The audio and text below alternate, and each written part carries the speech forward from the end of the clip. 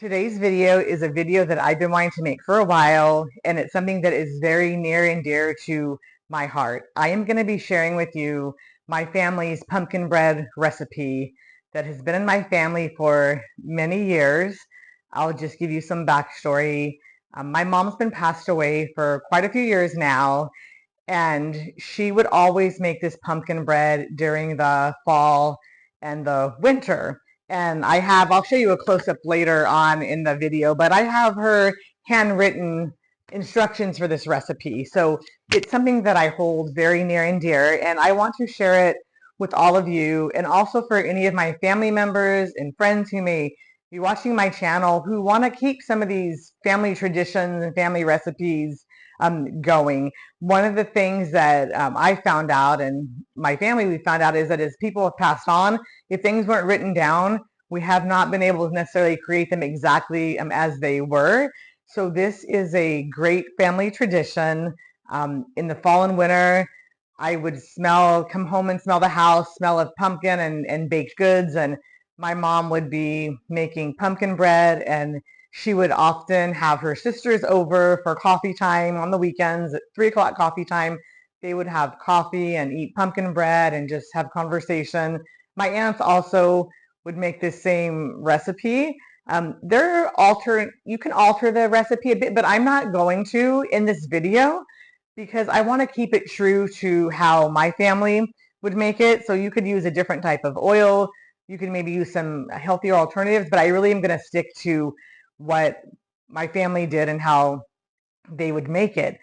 And again, this is like a gift to you all, this special recipe that is so near and dear to me. So let's get started. Let's do some fall baking. In the description for this video, you will find the ingredients and the instructions on how to make this special recipe. Let me show you all the ingredients next. And here are the ingredients we will be using today. We will be using sugar and this pure pumpkin. My mom always used the Libby's brand if she did not make her own pumpkin. So that's a brand I will be using. We'll be using flour, some vegetable oil, chopped walnuts. I'm going to chop those up a little bit since they're kind of big. So I will be chopping up the walnuts just a bit. Raisins, baking soda, our spices. We need to be adding some nutmeg, some cinnamon, and it also calls for some water, and we can't forget about the eggs. So this is the ingredient lineup, and we're going to start baking. We're going to start with preheating the oven to 325. After the bread's been cooking for about 15 minutes, we will be raising that temperature. But for now, we're going to preheat to 325. I'm going to be using the bowls my mom used, one for the wet ingredients and one for the dry ingredients.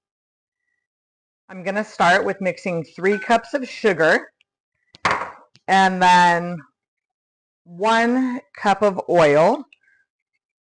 I'm going to mix that all together. And you can see here, that's all mixed together pretty well. Next, I'm going to add in 4 eggs.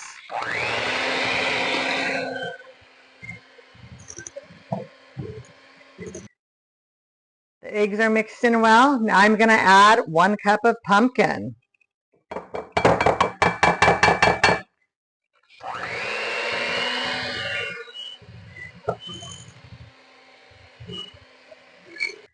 You can see here that's mixed up very nicely. And now I'll be adding 2/3 cups of water.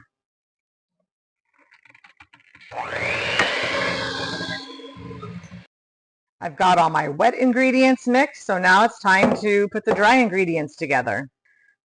We are going to mix 3.5 cups of flour. There's 1 cup. There's 2 cups. Here is the 3rd cup, and now a half. And the final half cup. I'm going to add 1 teaspoon of ground cinnamon to the flour.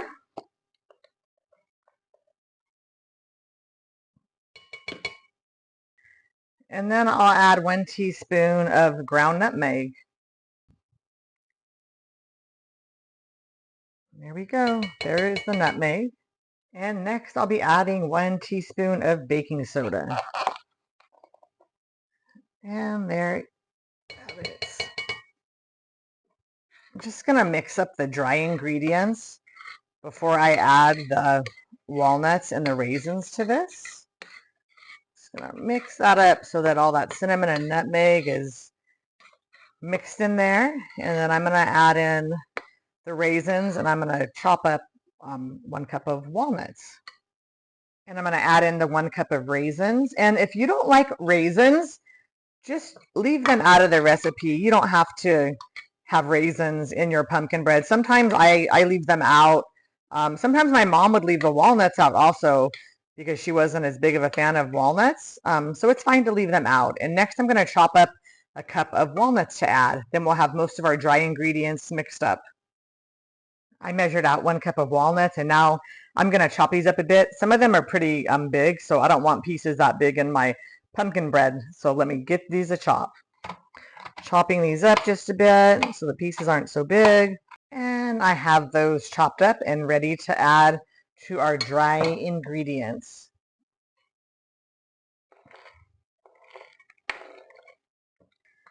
And I'm just going to mix the walnuts in here. Also, putting the walnuts and raisins in the dry ingredients helps so they don't sink to the bottom of the batter, having them coated with the flour. And we're going to be ready to mix the dry ingredients into the wet ingredients here very soon. So now we have our dry ingredients and our wet ingredients, and I'm going to add the dry ingredients about 1 cup at a time to our wet ingredient mixture. You don't want to add it all at once or else it's going to be really hard to mix it. And adding in another cup and just continuing to mix this all together. I'm mixing it on about medium so it doesn't get too messy, but I'll continue to do this until everything is incorporated, adding little by little. Adding more of the dry mix to it. This is going to be a very full bowl. That's why you need to use a very large bowl for your wet ingredients to add the dry ingredients to. Then I'll just keep adding. Turn up the speed a little bit on my mixer as it gets thicker. It needs a little bit more power. And all the dry ingredients have been added in, and I'm just going to mix this up until everything is incorporated. Going to take a spoon around the edges, make sure everything gets mixed up. There we have it. Everything is mixed together, and it's time to put this into our greased pans. One of the keys to getting the bread out of the pan is that we grease our pans well. My mom always used Crisco shortening, so that is what I'm going to use as well to stay true to the recipe. So I'm going to grease the pans up to make it easy to get the pumpkin bread out when it's done. I'm just going to put some shortening on here and just rub it all around the pan. I will get off the excess as well, but you really want to have your pan greased well, especially in the corners where it sometimes gets forgotten about. But you can see there that that pan is nice and greased, which will make it much easier to get the pumpkin bread out. And again, for this pan, I'm just going to take a paper towel, put a little bit of shortening on it, and get this pan all greased up. I'll be very glad I did this when it's time to take the pumpkin bread out. So I'm going to fill it up about 3/4 full. So several scoops. And that's about right, about 3/4 full. And I'm going to continue on with the next pan.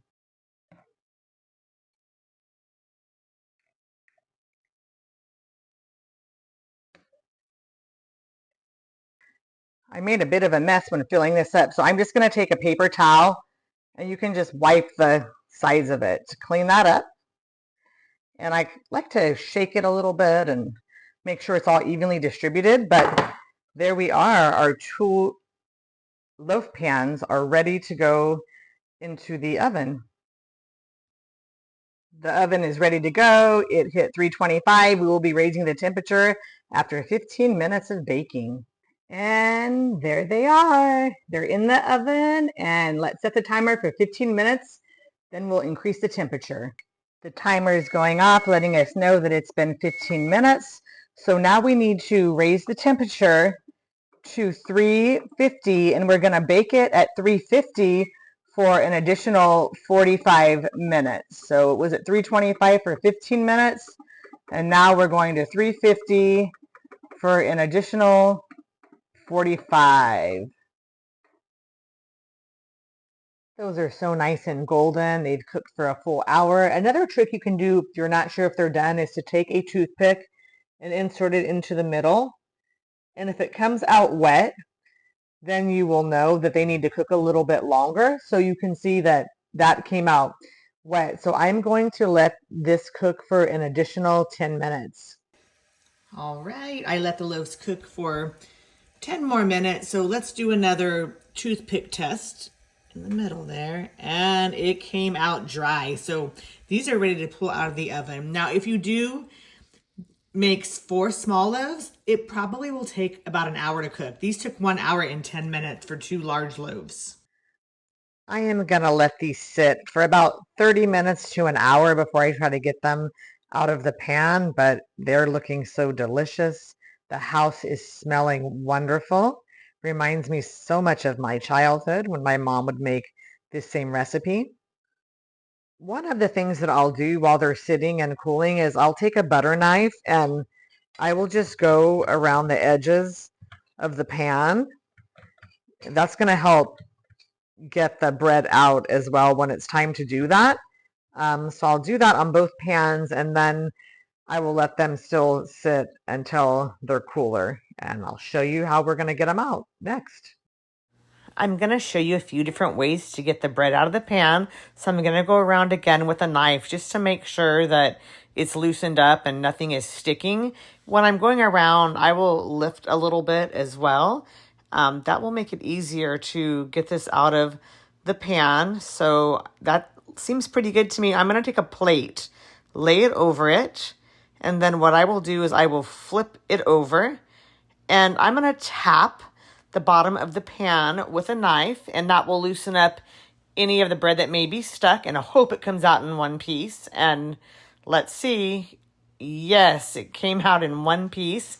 I'm going to flip that over, and again, it needs to set still. It's still a little bit warm, and you definitely want it to be cooler before you slice into it. So my other pan, I'm doing the same thing, taking a knife and going around the edges, making sure that it is loosened up, and I will lift a bit as well to help release that. And this, I'm going to take my wire rack and I'm just going to invert the pan there. You'll see it comes out in one piece, and I will flip that over, and it will need some time to cool down.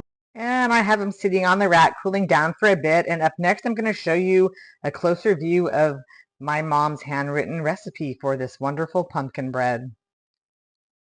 And here is the pumpkin bread recipe that my mom wrote out several years ago. She has that it makes 4 loaves. That would be 4 smaller loaves. Sometimes we would make 4 small loaves and give them out as gifts. Today I made the 2 large loaves, but I love having this handwritten recipe.